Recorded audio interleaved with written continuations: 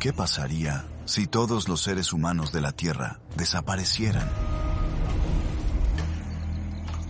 No importa el motivo de nuestra partida. Esta es la crónica de lo que le ocurriría al mundo que dejamos atrás. Ahora, en La Tierra sin humanos. De todo lo que la humanidad ha construido para hacer funcionar el mundo moderno, hay cosas tan volátiles que siempre están a punto de explotar. Y cuando desaparecemos, no hay nada que las mantenga bajo control.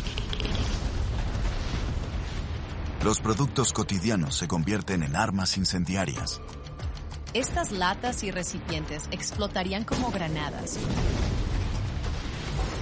Los productos químicos que ayudaban a alimentar a millones ahora siembran la destrucción en las regiones agrícolas. Sería como una bomba gigante explotando, destruyendo todo en un radio de medio kilómetro, en todas direcciones. ¿Y qué sucede cuando los desechos nucleares, que costaron miles de millones contener, se liberan de su prisión subterránea? La amenaza de la era atómica no desaparece junto con los humanos, solo espera para volver. Sin nadie, el mundo deja al descubierto todo lo que hemos construido. Y la cuestión no es si estas bombas de tiempo explotarán, sino cuándo. Bienvenidos a la Tierra, población 0.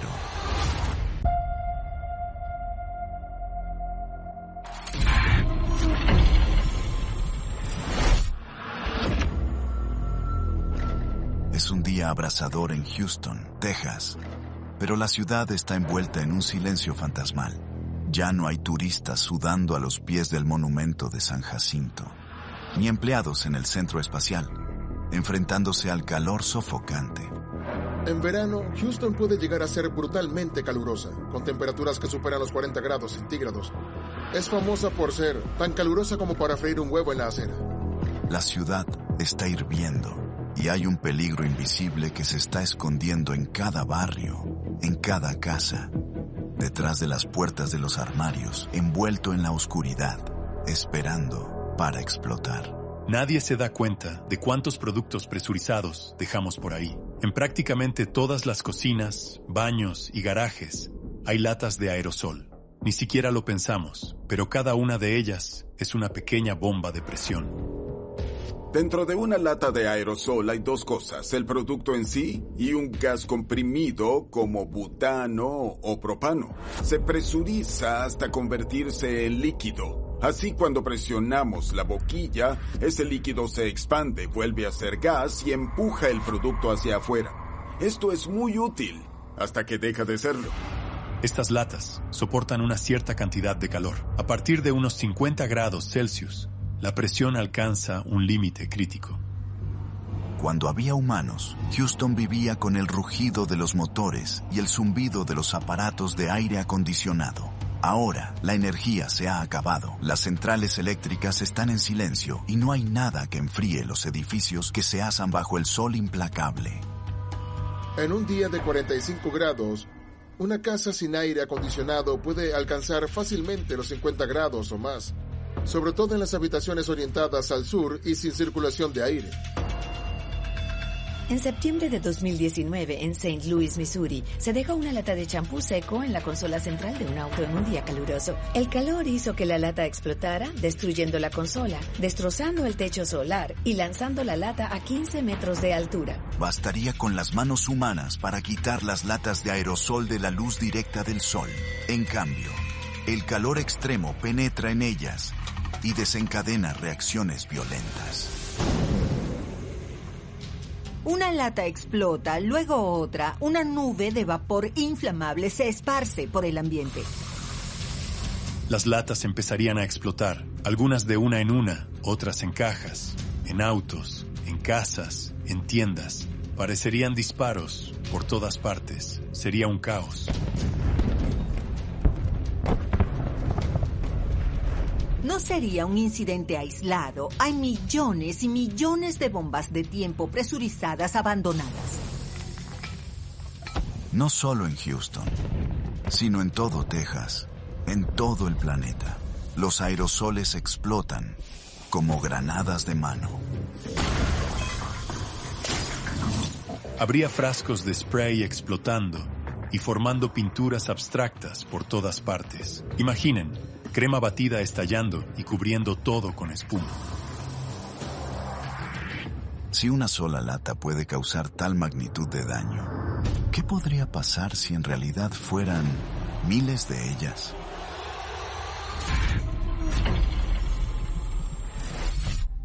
En el corazón del medio oeste estadounidense, no hay trabajadores que estén cuidando los campos, ni ninguna maquinaria arando la tierra o cosechando. Pero en Iowa, casi 124 millones de animales siguen pastando, desde ovejas y cabras hasta bueyes y cerdos. La región agrícola del medio oeste ocupa un área mayor que Francia. Tiene suficientes cerdos y bueyes para abastecer a Nueva York, California y Texas durante todo un año. Una sola granja puede producir suficiente trigo para hacer 1 millón de panes. No muy lejos de la capital del estado, Des Moines, una fábrica esconde un secreto explosivo, un almacén de nitrato de amonio. El nitrato de amonio constituye alrededor del 80% de los explosivos utilizados en Norteamérica. Se utiliza principalmente en minería y canteras. Pero esta fábrica nunca se diseñó para causar destrucción. En realidad, se creó para nutrir el suelo. La mitad del suministro mundial de alimentos depende de fertilizantes a base de nitrógeno. El nitrógeno es un superalimento para las plantas y los agricultores necesitan obtener la mayor cantidad posible al menor costo.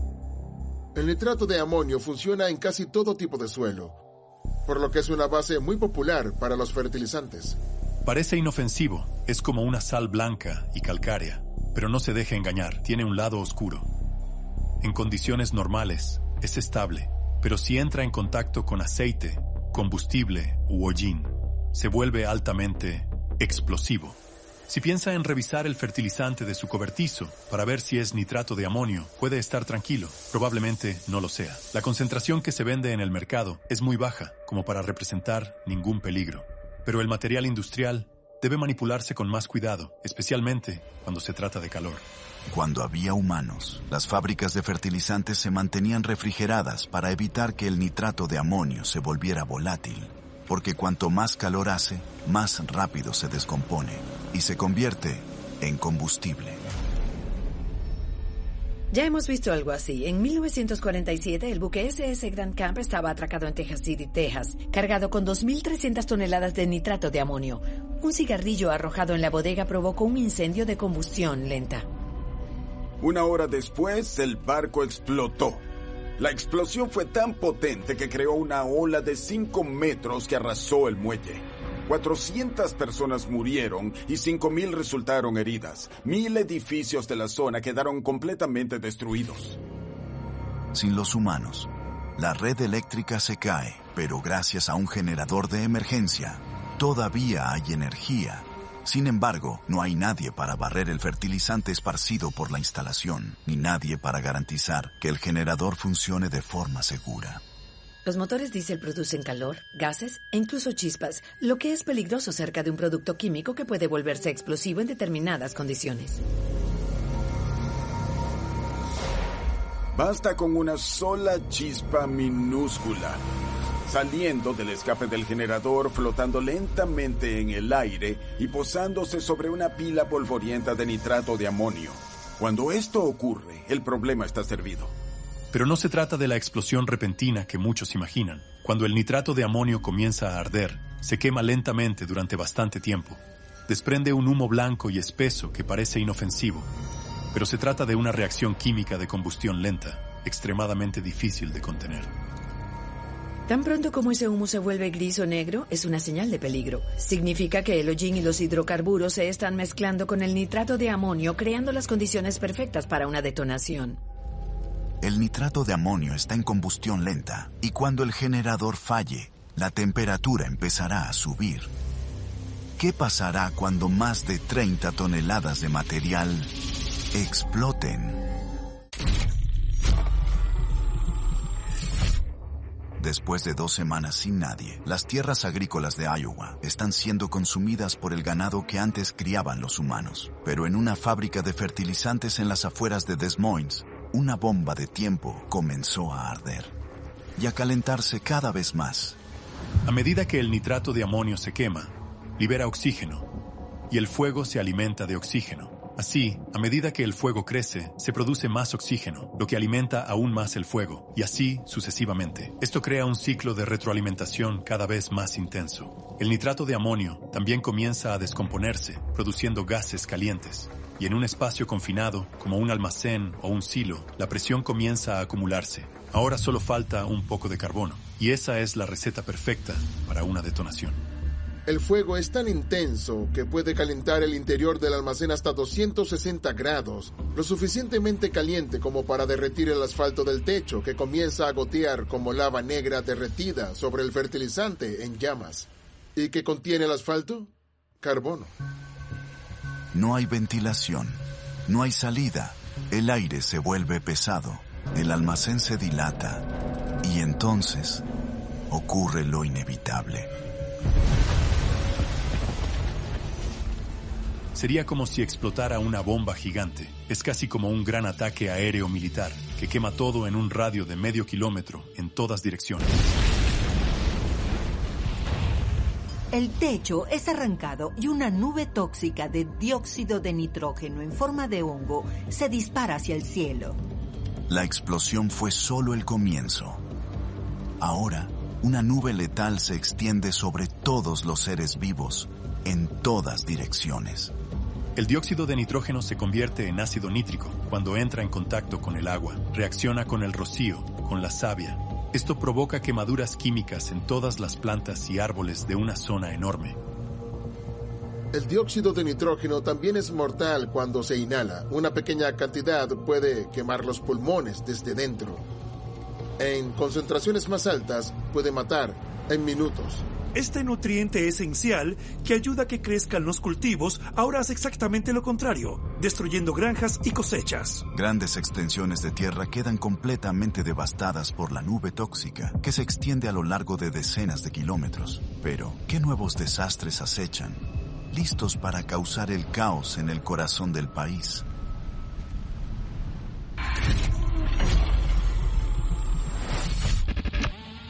En el noroeste del Pacífico, Seattle, Washington, es una ciudad fantasma. No hay visitantes disfrutando de las vistas desde la Space Needle y los alimentos se pudren en los puestos del mercado Pike Place.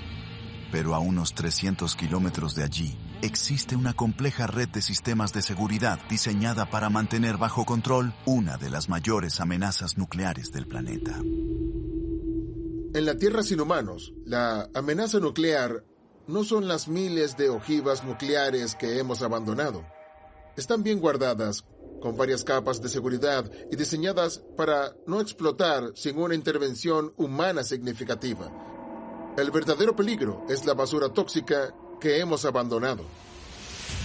Es lodo radiactivo y es un subproducto del proceso de producción de plutonio. Y una de las mayores reservas de este material está en Hanford, en el estado de Washington. Durante la Guerra Fría, Hanford produjo plutonio para la carrera armamentística nuclear. Después de la Guerra Fría, Hanford se quedó con una gigantesca resaca radiactiva. Los reactores se apagaron, pero el desastre quedó allí. El complejo de Hanford está repleto de vida animal, desde alces y marmotas hasta águilas y coyotes. Pero también alberga unos 212 millones de litros de lodo radiactivo, almacenados en 177 tanques subterráneos. Y mantener todo eso contenido es una lucha constante, que depende en gran medida de la intervención humana. El lodo radiactivo es muy inestable y libera calor, por lo que necesita agitación y enfriamiento constantes para evitar reacciones químicas y el aumento de la presión. Básicamente, alguien tiene que supervisar esta situación constantemente, porque si no se hace, gases como el hidrógeno y el amoníaco se acumulan dentro de los tanques, y si la presión se vuelve demasiado alta, no solo se produce una fuga, sino una ruptura. Los científicos incluso le han dado un nombre a este fenómeno. Lo llaman el eructo. Cuando había humanos, la presión era cuidadosamente controlada por técnicos especializados. Y cuando el contenido de un tanque se volvía demasiado peligroso, se diluía con agua y se transfería a otro tanque. Pero incluso con un control riguroso, ya se han producido accidentes. En 1957, en Mayak, Rusia, uno de los tanques de residuos perdió energía. El sistema de refrigeración falló. Nadie se dio cuenta a tiempo. Los residuos se calentaron. La presión se disparó y, de repente, el tanque explotó. Esto lanzó una enorme nube radiactiva al cielo, que se extendió por miles de kilómetros. Se evacuaron ciudades, regiones enteras quedaron contaminadas. Fue uno de los peores desastres nucleares de la historia. Muchos de los tanques de Hanford son estructuras modernas, de doble pared, pero otros solo tienen una pared y datan del inicio del programa, en la década de 1940. Sin supervisión, la presión sigue aumentando y no hay nadie vigilando los medidores, nadie operando las bombas. ¿Cuánto tiempo pasará hasta que este cóctel de residuos nucleares se escape de su prisión? ¿Y qué nuevo caos provocará? 2 años sin nadie. En las afueras de Santa Fe, Nuevo México, un enorme almacén permanece en silencio. No hay trabajadores conduciendo montacargas, ni palés siendo movidos. Pero, en su interior, se encuentra un peligro explosivo que está esperando a suceder. Pueden ser gigantescos, del tamaño de 3 campos de fútbol. Tienen techos metálicos y necesitan ser refrigerados con aire acondicionado y ventiladores industriales. Sin electricidad, la temperatura en el interior será sofocante.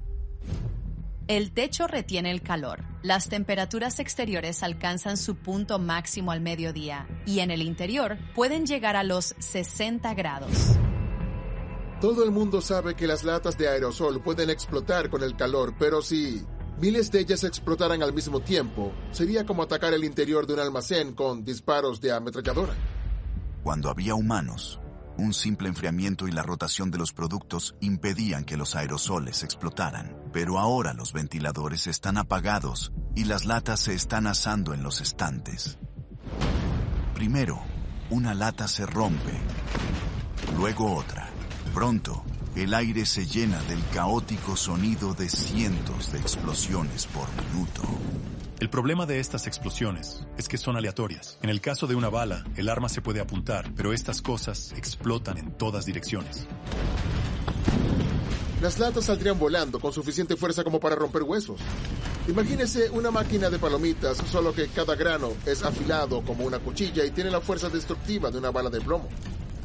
Y todavía hay cosas extremadamente inflamables, productos como aerosoles de cocina, solventes o agentes de limpieza. Basta una chispa que podría provenir de una carga estática, de la fricción del metal con el metal al liberarse la presión. No hace falta mucho. El vapor se inflama. Sin humanos, no hay equipos de emergencia, no hay bomberos, no hay nadie para contener esta explosión. El incendio resultante no hará más que aumentar. Golpeado por innumerables pequeñas explosiones, el almacén queda borrado del mapa. Pero aún hay más presión acumulándose.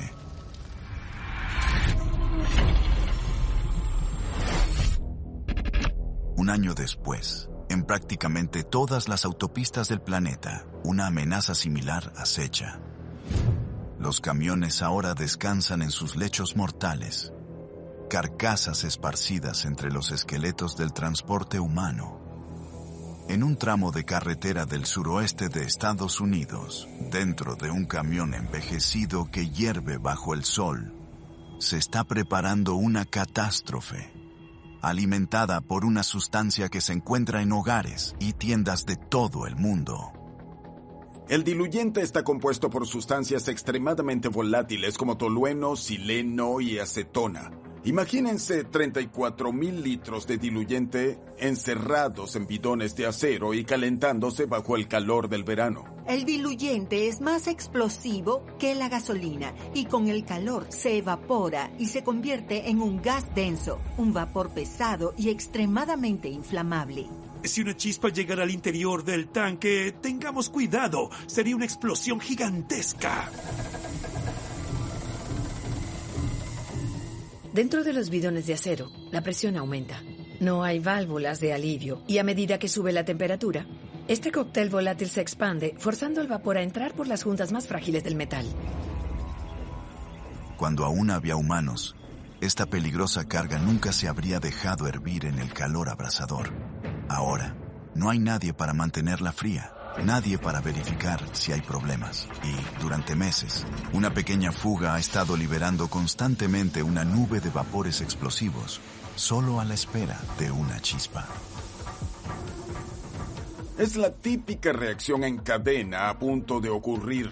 Solo se necesita un chasquido de metales expandiéndose y rozando el acero. El vapor se inflama, las llamas se propagan y de repente el camión explota por completo, convirtiendo la carretera en un caos de ruido y humo.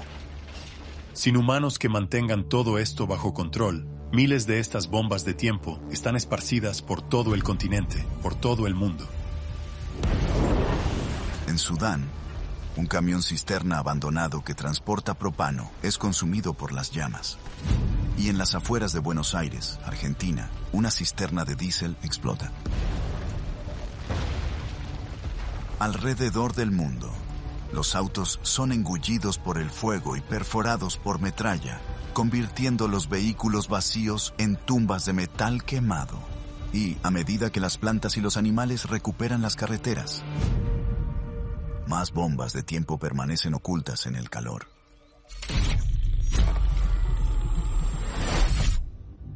Diez años sin nadie. La nube tóxica que se extendió por los alrededores de Des Moines dejó destrucción a su paso. Pero más al sur, en Oklahoma, más de 13 millones de hectáreas de tierras agrícolas crecieron sin control. Plantaciones que antes se manejaban cuidadosamente ahora se pudren, producen semillas y vuelven a crecer. Y, con la llegada de la primavera, una nueva amenaza acecha en el suelo. No es una planta, sino un desastre a punto de ocurrir. Y está con vida. Durante todo el invierno, los huevos de los saltamontes permanecieron inactivos en el suelo. Y ahora que la tierra se está calentando, comienzan a eclosionar. Y son voraces. Cada uno puede comer hasta el 250% de su propio peso cada día. Sin control, avanzan sobre zonas agrícolas como enjambres cortadores de césped. En un mundo con personas, este sería el momento en que camiones y aviones rociarían insecticidas a lo largo de millones de hectáreas. Pero ese sistema de defensa desapareció. Cuando había humanos, los agricultores gastaban más de $18 mil millones al año en pesticidas. Ahora, no hay camiones cruzando por los campos, ni técnicos para poder fumigarlos. Y los saltamontes no solo se están alimentando, sino que se están transformando. Un saltamontes migratorio es, en realidad, un saltamontes común. Sin nadie que controle la población de saltamontes, habrá muchos más de lo normal. Y cuando el número es lo suficientemente grande, esto provoca un cambio enorme. El choque constante entre ellos es una señal de que hay demasiados saltamontes para la oferta actual de alimento. Eso significa que necesitan encontrar más comida en otro lugar, volar más lejos y cubrir áreas más grandes. Necesitan convertirse en super saltamontes. Se transforman en otra cosa. Se convierten en saltamontes migratorios. Estiran sus alas, su cerebro se reprograma por completo para ser menos temerosos y más activos. Y el resultado es un enjambre. Porque verás, un solo insecto no cubre mucha área, pero millones de ellos pueden cubrir regiones inmensas.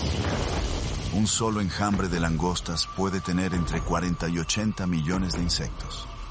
Y cada vez que éstas se posan sobre algún área, la dejan completamente desnuda, sin dejar nada más que polvo y huesos. Es una verdadera pesadilla, y ha sido así durante miles de años. Las plagas de langostas aparecen en todas partes. En la Biblia, por supuesto, pero incluso antes de eso, en la mitología griega y en las tumbas del antiguo Egipto. La última vez que Estados Unidos se vio gravemente afectado fue en la década de 1930 y fue algo bíblico. Solo en Colorado se contaron 270 millones de langostas por kilómetro cuadrado. Los trenes ni siquiera podían subir las pendientes. Las ruedas patinaban sobre la grasa de las langostas aplastadas. El enjambre es implacable. Las alas baten, las mandíbulas desgarran las tierras agrícolas de Oklahoma, hectárea por hectárea. ¿Cuánto daño serán capaces de causar antes de detenerse?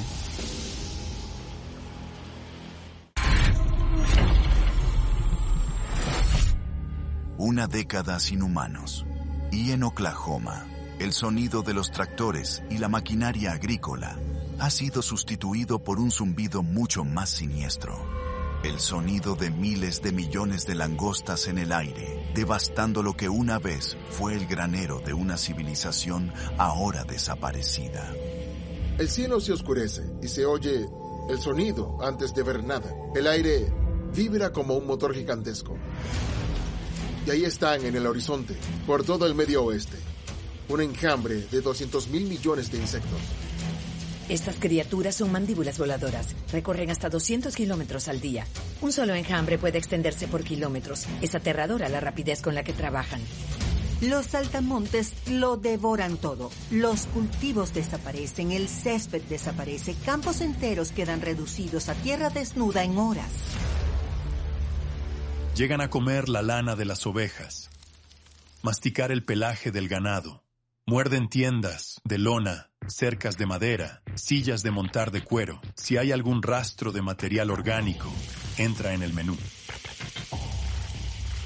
Durante meses, el enjambre consume todo a su paso. Y los saltamontes no solo están acabando con lo que la humanidad ha abandonado, también están exterminando a otras especies.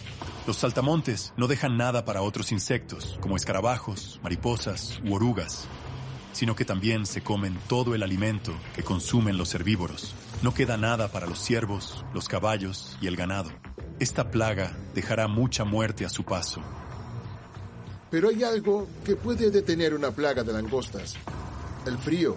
En otoño, la plaga comienza a disminuir lentamente, y en invierno, todos los adultos mueren. Pero no sin antes poner sus huevos, enterrándolos profundamente en el suelo, protegiéndolos del frío para que eclosionen en primavera. Los saltamontes se reproducen como el fuego en la hierba seca. Una sola hembra puede poner hasta 300 huevos en una sola temporada. Si multiplicamos eso por miles de millones, entenderemos el problema. Como una bomba de tiempo con una mecha nueva, la amenaza de los saltamontes vuelve a dormir bajo tierra. Un ciclo cruel que puede repetirse durante siglos. En el noroeste del Pacífico, 212 millones de litros de lodo radiactivo presionan los tanques envejecidos que los contienen. Después de 10 años sin nadie, no hay operadores que agiten este lodo y lo mantengan enfriado. Nadie que alivie la presión acumulada en los edificios. Este lodo radiactivo comienza a fermentar y contiene todo tipo de sustancias peligrosas, como nitratos, cesio, plutonio y uranio. El calor sigue aumentando, los gases siguen acumulándose, no hay escapatoria. Cada tanque tiene su propio nivel de volatilidad, dependiendo de la temperatura y la presión a la que esté sometido, y algunos tanques pueden ser más frágiles que otros, pero al final todos cruzarán esa línea roja, y una explosión puede desencadenar otras. Imagina una fila de globos demasiado llenos. Si uno explota con fuerza, los demás comienzan a explotar. Y si muchos ya están cerca de la presión crítica, esto puede provocar un efecto dominó. Un tanque se rompe, liberando una violenta ráfaga de vapor radiactivo que rompe el silencio y hace temblar la tierra. Al instante, la presión se dispara en los tanques vecinos. Ahora, Hanford se convierte en un campo minado radiactivo. El acero está crujiendo, las paredes se deforman y entonces otro tanque cede. Después, otro más. Una cantidad tan grande de material radiactivo liberada de una sola vez es catastrófica para toda la vida. Y lo más aterrador es que no hay nada que ver. Ninguna explosión, ninguna nube en forma de hongo. La ola tóxica es invisible. No tiene sabor ni olor.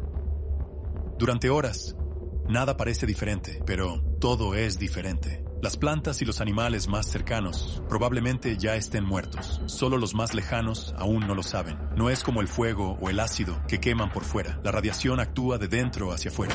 Daña el ADN y lleva un tiempo, hasta que el organismo colapsa hasta el punto de morir. El aire se llena de partículas radiactivas que son inmediatamente arrastradas por el viento. El lodo comienza a infiltrarse en el nivel freático. ¿Y qué hay justo al lado? El río Columbia, una verdadera autopista para el drenaje radiactivo. El agua, los peces, los animales, todo está ahora en un muy grave peligro. Los residuos nucleares se propagan como una plaga, silenciosos, invisibles, mortales, sin nadie que los contenga. ¿Hasta dónde pueden llegar? ¿Y qué destrucción podrían provocar?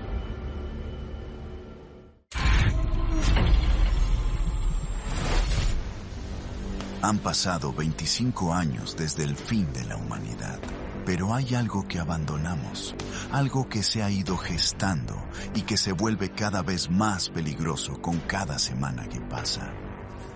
Hay más de 2.600 vertederos municipales en Estados Unidos y miles más que ya han sido cerrados. El estadounidense promedio también genera alrededor de 2 kilos de basura al día, por lo que la cantidad de residuos que deja atrás la humanidad es muy significativa. Normalmente, la basura se entierra en capas, como una especie de lasaña de basura. Luego se cubre con arcilla o lonas plásticas para impedir la entrada de oxígeno. Bajo la superficie, las bacterias entran en acción y descomponen la materia orgánica, restos de comida, pañales, periódicos, y en este proceso liberan mucho metano, mucho de él. Cuando había humanos, los vertederos se ventilaban regularmente para eliminar el metano y otros gases peligrosos. Ahora no hay nadie que los supervise, nadie que alivie la presión. El metano es extremadamente inflamable y con el calor esa presión aumenta, la basura se compacta, puede caer un rayo, una reacción química provoca una chispa y entonces el problema es grave. En 1992, en un vertedero de Charlotte, Carolina del Norte, la acumulación de metano hizo explotar una casa cercana y la arrancó de sus cimientos. Y eso fue con gente todavía cerca, manejando la situación. De costa a costa, el peligro va en aumento. El metano fugitivo se cierne sobre los vertederos como una niebla invisible y mortal. Y bajo el suelo, bolsas de gas esperan en silencio. Y es solo una cuestión de tiempo para que empiecen a causar destrucción.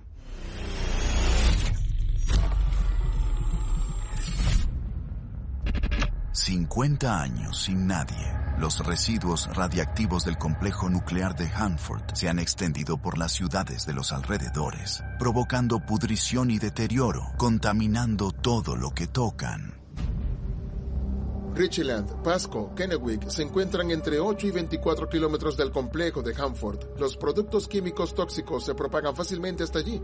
El viento transporta partículas radiactivas a lugares aún más lejos como Yakima, a unos 100 kilómetros. El plutonio y el cesio pueden infiltrarse en materiales porosos como ladrillos, piedra, concreto y madera. Esto acelera considerablemente el proceso de deterioro. Los techos se derrumbarán, los edificios se derrumbarán y después de unas décadas, las ciudades cercanas a Hanford comenzarán a parecerse a la ciudad fantasma de Pripyat, en Chernóbil. Pripyat se construyó para albergar a los trabajadores de Chernóbil y sus familias y fue evacuada cuando el reactor sufrió una fusión. Desde entonces, la radiación ha actuado de forma continua y con ello, toda la ciudad ha sido lentamente engullida por el bosque. Ya abandonadas, las ciudades fantasma que rodean el complejo de Hanford son ahora esqueletos en ruinas, un inquietante recordatorio del poder de la precipitación nuclear. Pero, ¿qué pasa con los seres vivos que deambulan por la naturaleza contaminada del noroeste del Pacífico?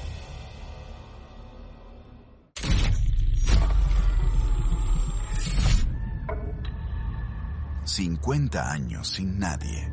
En todo el territorio de los Estados Unidos, los vertederos se han convertido en campos minados, con gas metano explosivo que se extiende por la basura en descomposición. y asciende lentamente hasta la superficie. En las zonas más bajas se forman charcos de agua de lluvia, pero están contaminadas con productos químicos tóxicos. Son recordatorios letales de la presencia humana de hace mucho tiempo. Y mientras tanto, el calor sigue aumentando. El propio suelo se ha convertido en una enorme bomba de tiempo invisible. No todo a la vez, sino de forma aleatoria. El desastre llega en forma de tormentas, descargas eléctricas, incluso simples chispas provocadas por el choque de superficies metálicas, a medida que los restos de la humanidad se mueven en las montañas de basura que hemos abandonado. El metano explota desde el suelo en un violento geyser de fuego. La tierra se rompe. Todo tipo de basura sale disparada en todas direcciones como metralla. Los residuos químicos se inflaman y las llamas se extienden por el vertedero. Es como un experimento químico que ha salido mal. Materiales inflamables, agentes oxidantes y presión acumulándose en todas direcciones. Recuerden que hay miles de estos vertederos y el peligro está presente en cada uno de ellos. Como están repartidos por todo el país, siguen explotando cada vez que se dan las condiciones adecuadas en cada lugar. Si fuera posible observarlo desde el espacio, sería el espectáculo de fuegos artificiales más largo e impredecible de todos. En Mississippi, Carolina del Sur y California, los residuos humanos están en llamas. Estas bombas de tiempo ya han comenzado a explotar y hay miles más listas para seguir el mismo camino.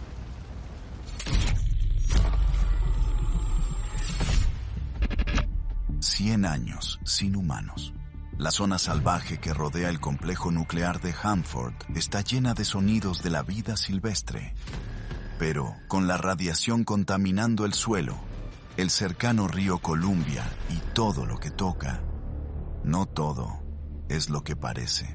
La cuenca del río Columbia es rica en una vegetación hermosa y delicada, como salvia y pastos nativos, además de las plantas acuáticas que rodean el río. Los residuos de Hanford son absorbidos por las plantas al igual que los nutrientes comunes, pero ahí es donde causan daño.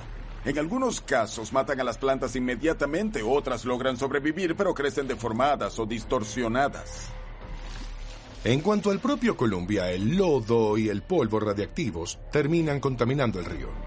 Con el tiempo, la contaminación asciende por la cadena alimentaria, de los peces pequeños a los peces grandes, luego a las aves y los mamíferos, animales que dependen del río como nutrias, águilas pescadoras y otros. No toda la radiación da lugar a arañas del tamaño de un auto o ciervos con 2 cabezas. La mayoría de las mutaciones son mucho más sutiles, porque lo que hace la radiación es reescribir el ADN, que funciona como un pequeño manual de instrucciones dentro de nuestras células. Eso altera la forma en que las células crecen, se dividen y funcionan, lo que también puede cambiar la apariencia de los animales y la forma en que se comportan, crecen y se reproducen.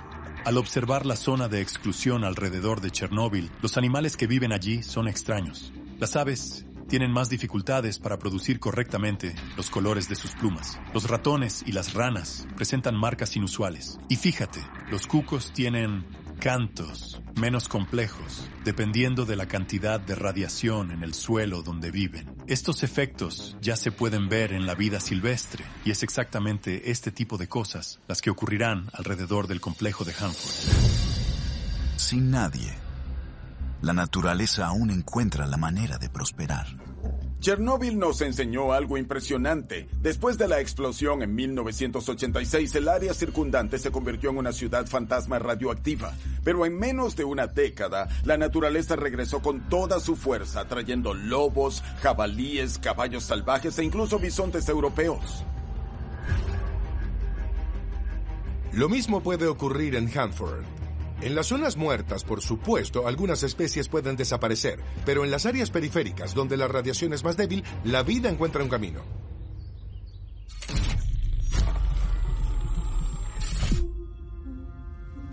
«200 años sin nadie.